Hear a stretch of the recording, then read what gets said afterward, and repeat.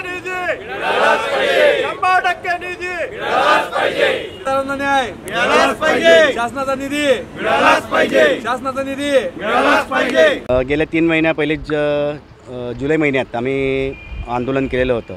त्यावेळेला आम्हाला शासनाने आश्वासन दिलेलं होतं की येणाऱ्या पुढील काळात आपला जो निधी हा पूर्ण प्रमाणात वितरित करण्यात येईल आणि आपली सर्व जी देयके थकीत झालेली आहेत ती अदा करण्यात येतील। परंतु गेली 3 महिने झाले आमचे सर्व ठेकेदारांची विकास कामं ही पूर्ण जोमाने चालू आहेत, सर्वत्र विकास कामे सुरू आहेत। पण असे असतानासुद्धा सरकारने पुन्हा आम्हाला 5 ते 6% आमची बोळवण केलेली आहे, ठेकेदारांची बोळवण केलेली आहे।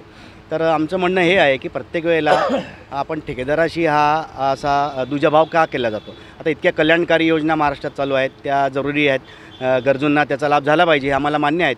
परंतु दुसऱ्या बाजूला आम्ही जे ठेकेदार आहोत आमच्या वैयक्तिक खाजगी मालमत्ता तारण ठेवून बँकांकडे प्रॉपर्टी तारण ठेवून आम्ही कर्ज उचलतो, सरकारची कामं करतो, विकास कामं करतो। मग असे असताना देयक द्यायच्या वेळेला मात्र ठेकेदारावरती का अन्याय केला जातो, ठेकेदाराला 5-10% देऊन त्याला का त्याची बोळवण केली जाते, हे नेहमीचाच प्रकार झालेला आहे। त्याच्या विरोधात आम्ही आज हे आंदोलन पुकारलेलं आहे। आता येत्या काही दिवसात आचारसंहिता लागणार आहे, निवडणुकांचे रणशिंग फुंकलं गेलेलं आहे। अशा परिस्थितीत जर आम्हाला ठेकेदारांना पैसे नाही मिळाले तर येणारा दसरा दिवाळी जे काही आहे आमच्यासह आमच्यावर जे अवलंबून जे मजुरांची कुटुंब आहेत, हजारोच्या घरात ते कुटुंब असतील तर त्या सर्वांची दसरा दिवाळी अंधारात होणार आहे।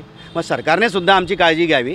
ज्याप्रमाणे सरकारने इतर योजना लागू केलेल्या आहेत, राबवित आहेत, त्याचप्रमाणे ठेकेदारांची देयकं त्यांनी पूर्ण प्रमाणात अदा करावीत आणि आम्हाला उपकृत करावे।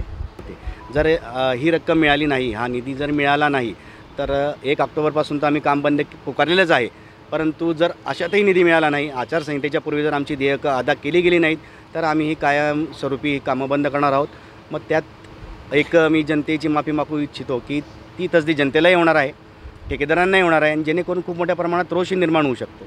तर ही सर्व कामं यापुढे कायमस्वरूपी आम्ही बंद करीत आहोत। महाराष्ट्राचे 40,000 कोटी रुपये बाकी आहेत। तर आपल्या जिल्ह्याचा जर आपण विषय केला फक्त बांधकाम विभागाचा, सार्वजनिक बांधकाम विभागाचा, तर 800 ते 900 कोटीच्या घरात ही रक्कम पोहोचलेली आहे। दरवेळेला 3 महिन्यांनी 10% 15% निधी दिला जातो, त्याच्यावर ठेकेदाराचं समाधान केलं जातं, त्यांना आश्वासन दिलं जातं। परंतु येणाऱ्या काळात मात्र त्याची पूर्तता झालेली दिसत नाही। जो निधी दिलेला आहे 5-10% त्याच्यातच आम्हाला ठेकेदारांना भागावं लागतं। आम्ही एका ठराविक मर्यादेपर्यंत कामं स्वतःच्या खर्चातून करू शकतो, पण जर वेळप्रसंगी आम्हाला शासनाकडून निधी मिळाला नाही तर आपसूक निधीच्या अभावामुळे ही सर्व कामं रखडणार आहेत आणि बंद पडणार आहेत की ती पुन्हा निधी आल्याशिवाय सुरू होणार नाहीत। मग अशा वेळेला नागरिकांना जो त्रास होईल त्यात आम्ही क्षमस्व आहोत, पण याचं पूर्णस्वी जी जबाबदारी आहे ती शासनाची राहील।